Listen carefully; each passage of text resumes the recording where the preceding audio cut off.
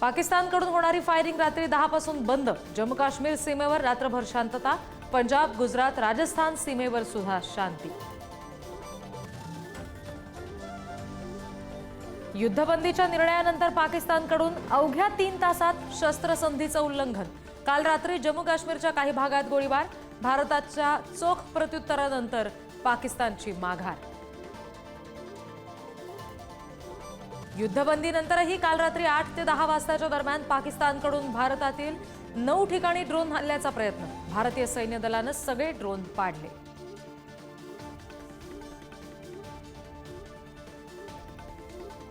पाकिस्तान सरकारचा आदेश लष्करानं धुडकावला।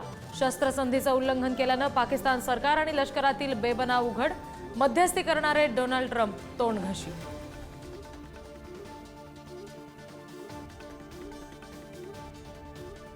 यापुढे कोणताही दहशतवादी हल्ला म्हणजे युद्ध समजून कारवाई करणार। मोदी सरकारचा मोठा निर्णय। दहशतवादी कारवायांना जोरदार प्रत्युत्तर देण्याचा भारताचा निर्धार।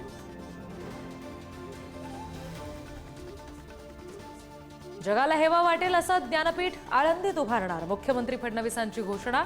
450 एकर जागेवर ज्ञानपीठ उभारण्यासाठी 701 कोटींचा आराखडा तयार। मुंबईतील बेस्टच्या भाडेवाढीनंतर पहिल्याच दिवशी प्रवाशांच्या संख्येत घट, मात्र उत्पन्नात वाढ। दुपटीनं भाडेवाढ झाल्यानं प्रवाशांमध्ये मात्र नाराजी।